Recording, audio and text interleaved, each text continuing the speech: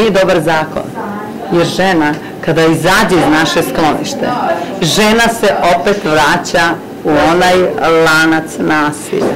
I mnogo gori vid nasilja preživljava posle povratka u kući. Možda svaka 30. žena zna otprilike o porodičnom zakonu, ali ni to nije, znači ako je bila u dodir sa nama. Želimo da obrazujemo mlade, da koliko toliko znaju o univerzalnoj deklaraciji o ljudskim pravima, Bečkoj deklaraciji, Pekinškoj deklaraciji, da im na neki način pomognemo, da sami sebi pomogu, znači kroz obrazovanje, da znaju koje su osnovna ljudska prava. Otkad sam počela da dolazim ovde, ja sam postala samouverenija, hrabrija, jednostavno svoje probleme delim sa njima, pričamo u krugu i onda stvarno ponekad, iako mi je mnogo teško, ja se posle toga osjećam super i mogu da nastavim da živim normalno.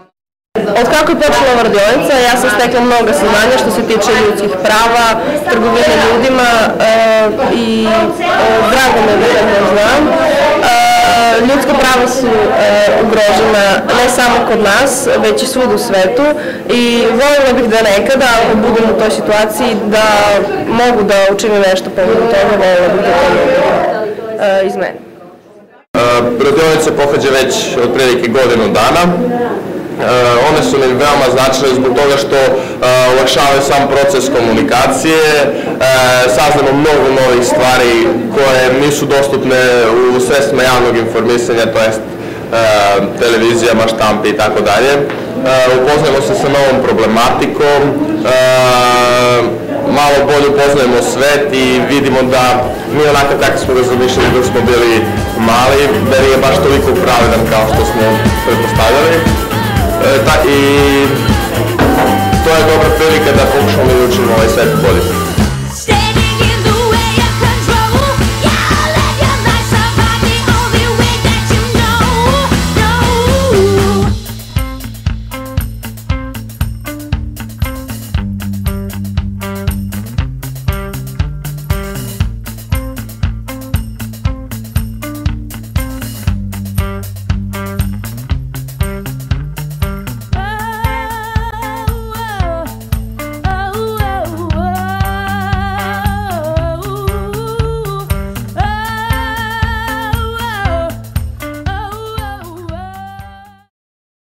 Belgrade Women's Studies Center started its programs in 1992 as an experimental program, responding to the needs of the feminist community and feminist groups here, then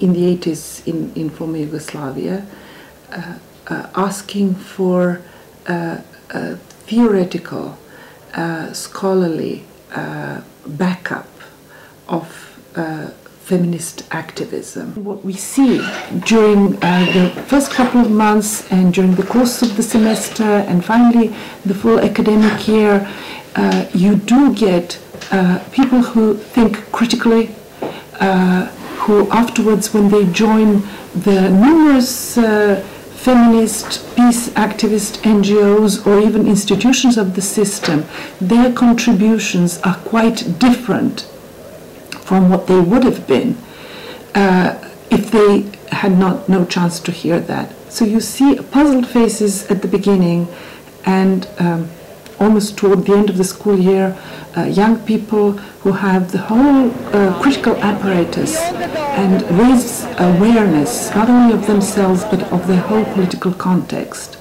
as to what has happened.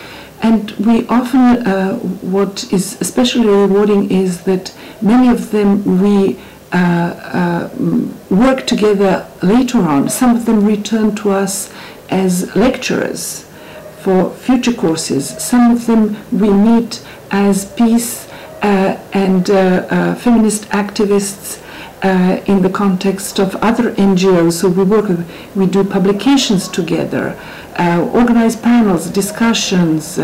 So they have sort of, they already because that's already been 15 years, you already see people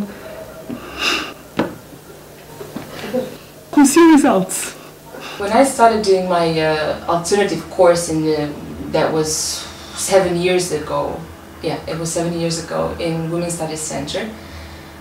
At first day, I was amazed. I don't know, I can't explain the words. I think that happens to most of people who start doing their alternative course or any other course, but at that time it was only alternative course. I was like thunderstruck. Now, this is the truth. And I think that many people start with this revolutionary consciousness, like, wow, this changed my mind completely. It's awfully hard to fight against it all the time.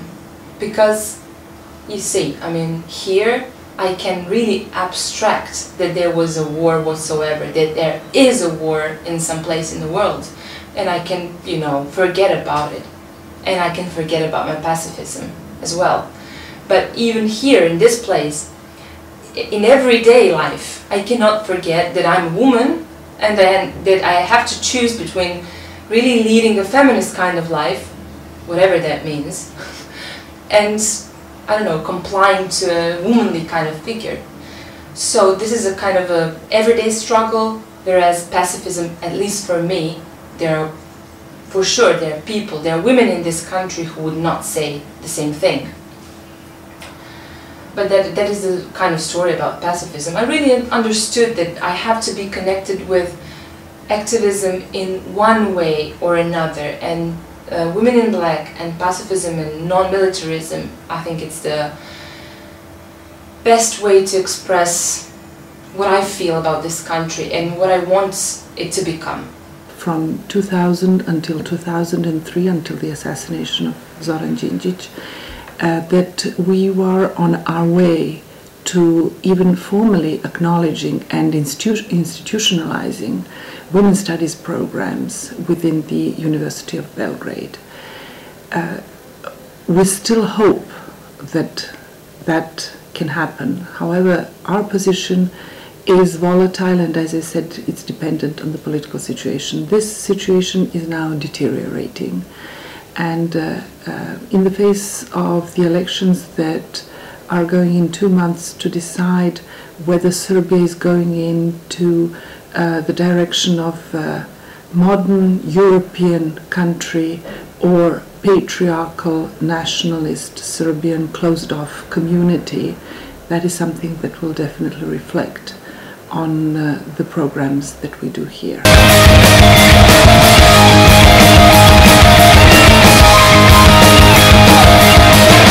It is fucking political! Everything's political! This is fucking satirical! Everything's satirical! This is fucking political! Everything's political!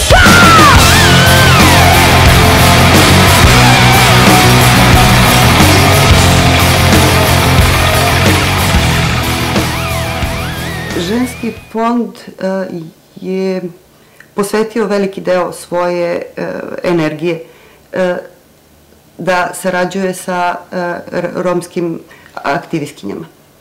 Sad je već 10 godina otkad su nastale prve romske ženske grupe i to je aktivizam koji se neverovatno razvio iz nečega što je bilo potpuno nevidljivo. Jednostavno, Romi su bili zanemarena uopšte grupa po bilo kojoj osnovi, a Romkinje unutra nisu postojale kao neko ko može uopšte da bude u nečoj observaciji, a naročito neko ko može da vodi čitavu jednu politiku. I ispostavilo se da su grupe brzo rasle, neverovatno brzo učile i imale su između ostalog podršku u onome što smo mi kao aktivistkinje profilisali bili još u početku, 90. godina, da se borimo protiv rasizma i protiv svake marginalizacije. I bilo je jasno da Romi koji su bili u lošoj poziciji sve vreme i 70. i 80. i 90. godina su naročito iz siromašnog ušli u nešto strašno siromašno.